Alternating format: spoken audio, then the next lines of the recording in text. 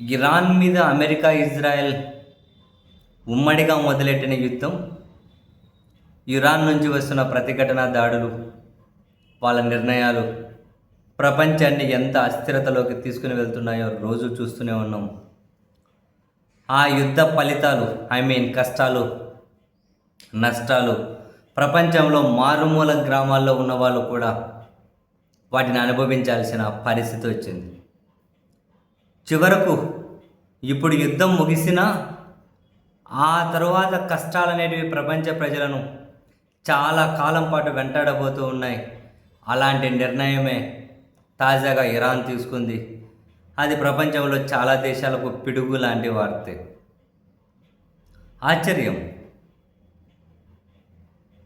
యుద్ధం రోజు రోజుకు గడిచే కొద్దీ ఇరాన్ పట్టు సాధించుకుంటూ పోతుంది. ఇంతకుముందు హార్మూజ్ జలసంధి చాలా కీలకం రవాణాకు. ఆ జలసంధి కూడా వచ్చే నౌకలు ఫ్రీగా వచ్చేటివి, ఏమి డబ్బులు వసూలు చేసేవాళ్ళు కాదు. కానీ ఇప్పుడు ఇరాన్ ఒక కఠిన నిర్ణయం తీసుకుంది. ఆ జలసంధి గుండా ఒక నౌక దాటాలి అంటే $2 మిలియన్ పే చేయాలి అని.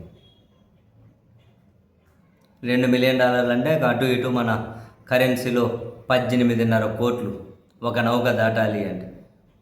అల్టిమేట్గా ఎవరి మీద భారం పడుతుంది? ప్రజల మీద వేసేస్తారు. పెట్రోల్, డీజిల్ ధరలు, గ్యాస్ ధరలు పెరగవచ్చు. అవి పెరిగితే అన్నీ పెరుగుతాయి. ఇదని కాదు, అదని కాదు. ఈ నిర్ణయాన్ని ఇరాన్ సమర్థించుకుంటుంది. మా మీద వాళ్ళ యుద్ధం దురాక్రమణ కదా, అమానుష్యం కదా, చట్ట విరుద్ధం కదా, అంతర్జాతీయ చట్టాలను ఉల్లంఘించి చేస్తున్నారు కదా. అటువంటిప్పుడు ఎవరు ఏమీ అడ్డుకోవట్లేదు కదా, ఎవరు అది తప్పు అని చెప్పి దాన్ని వ్యతిరేకించట్లేదు కదా. సో వాళ్ళ బలాన్నంతా, బలమైన ఆయుధాలని మా మీద ప్రయోగిస్తున్నారు కదా, మేము నష్టపోతూ ఉన్నాం కదా. మరి యుద్ధ నష్టానికి మేము మళ్ళీ మేమంతా సెట్ చేసుకోవాలంటే మాకు డబ్బులు కావాలి కదా.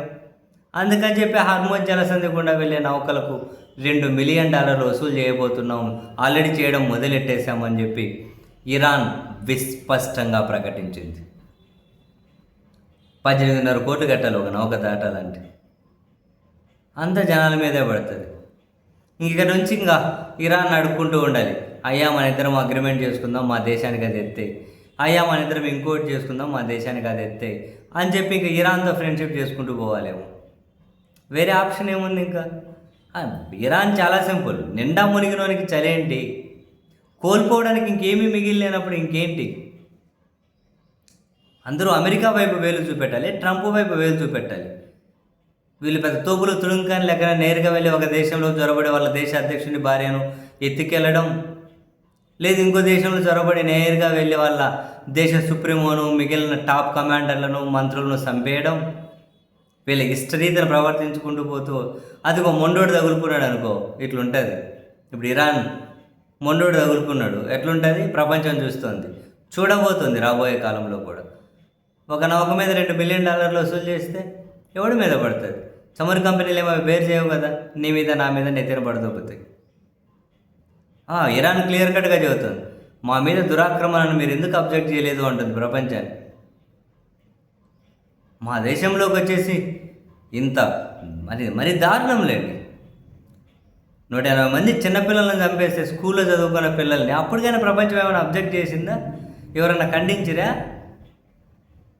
మరి అంతే. మరి ఇరాన్ మా జలాల గుండా పోతూ ఉన్నారు, హార్మోజ్ జలసంధి వాళ్ళకు పట్టు ఉంది, టోల్ ఫీజు వసూలు చేస్తూ ఉన్నారు. సంకనాకి పేకి దగ్గరకు వచ్చింది, ప్రపంచం అంతా వినాశనం అయిపోయి సావండి.